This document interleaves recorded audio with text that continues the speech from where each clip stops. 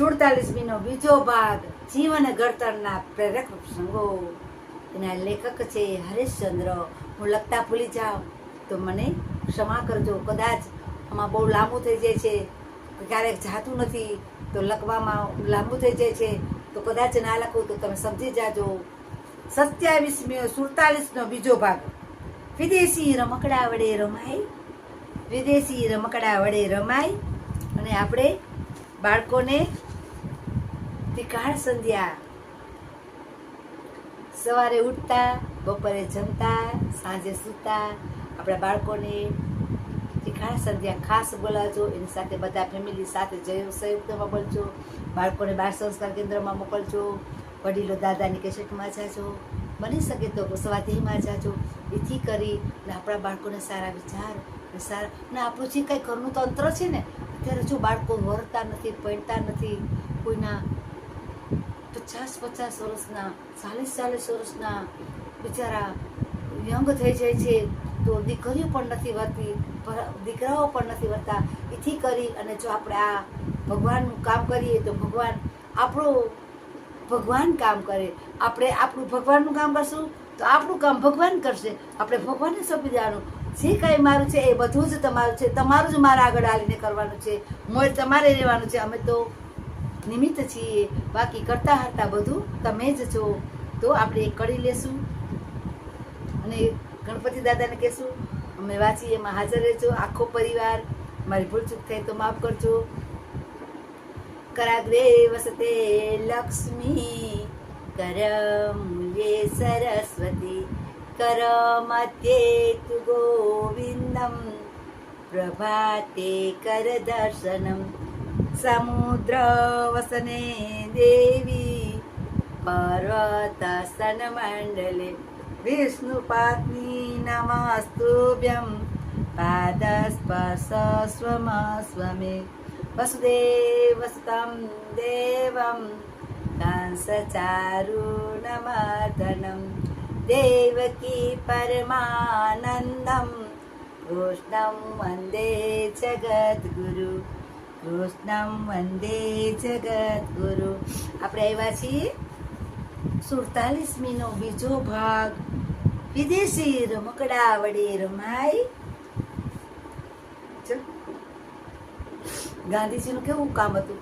ગાંધીજીએ કર્યું એવું આપણે કરી શકશું? દેશ માટે લડી શકશું? દેશ તો શું, પાડોશમાં હોય તો આપણે બાઈને નથી કરતા. દેશ માટે તો આપણે એના ચરણ બરાબર. ગાંધીજીના બીજો ભાગ આવ્યા છીએ 47મીનો.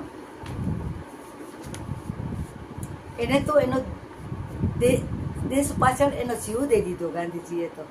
હવે એક જ વાર એવું બન્યું કે ગાંધીજીના અંગત મંત્રી મહાદેવભાઈના એક મિત્ર મુંબઈથી થોડા નવા રમકડા એમના દીકરા નારણ માટે મોકલ્યા. બોમ્બેથી નવા રમકડા પોતાના દીકરા માટે નારાયણ માટે એને મોકલ્યા બોમ્બેથી. અને પણ એ જ રમકડા બાળકોને મળે તે પહેલાં જ ગાંધીજીએ તેનો કબજો લઈ અને લીધું. જે બાળકને રમકડા જોઈએ લઈ આવ્યા હતા એના માટે, એ પહેલાં એનો કબજો પોતે લઈ લીધો કે એના હાથમાં એને નહોતા આવવા દેવા. એટલે એને કબજો પોતે સંકેલી લીધો. બાળકો નારાજ થયા અને ગાંધીજી પાસે ગયા.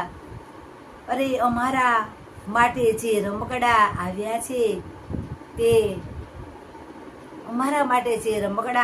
છે તે અમને મળવા જોઈએ. ત્યારે ગાંધીજીએ બધાને ખૂબ જ પ્રેમથી સમજાવ્યું કે આ રમકડા વિદેશી છે. વિદેશી રમકડા વડે કોઈ આપણાથી રમાય? આ તો વિદેશી રમકડા છે. એ રમકડા વડે કોઈ આપણાથી રમાય? નો રમાય. આમ કરીને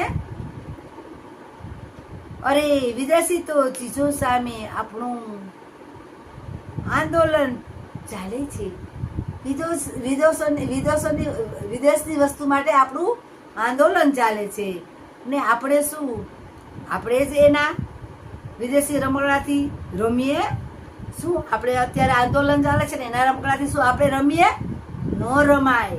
ગાંધીજી કે તું કેમ ચાલે, તું શું કરશું આપણે?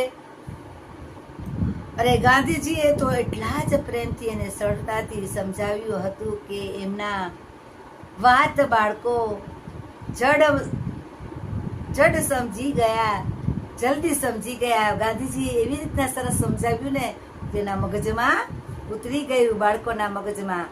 ગાંધીજીને એવી રીતના બધી એનામાં આવડત હતી, આવી હતી કે ગાંધીજીને કેળવણીના સંસ્કારથી જ એ નારાયણ અને બીજા બાળકો મોટા થઈ દેશની અને સમાજની સેવામાં મોટા મોટા કામો કરી શક્યા. ગાંધીજી પાસેથી બધું શીખી અને મોટા મોટા કામો કરી અને શીખ્યા, અને બધું જ ગાંધીજી પાસેથી શીખ્યા હતા. એ કેવું સચો ગાંધીજીને સમજાવતા હતું કે આપણે એની સાથે આંદોલન હાલે છે, લડાઈ હાલે છે, તો શું આપણે એની વસ્તુ લેવાય? ન લેવાય. એમ કરી ગાંધીજી એને સમજાવે છે.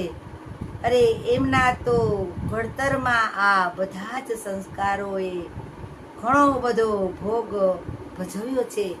એમના ઘડતરમાં આ સંસ્કારોએ ઘણો બધો ભોગ ભજવ્યો છે. જો આપણે પાડોશની જ એક વાત કરું છું. પાડોશમાં કોઈ સાથે આપણે કચિયો થયો હોય, એની સાથે બોલાચાલી થઈ હોય, તો આપણે એની સામે બોલતા નથી, ચાલતા નથી.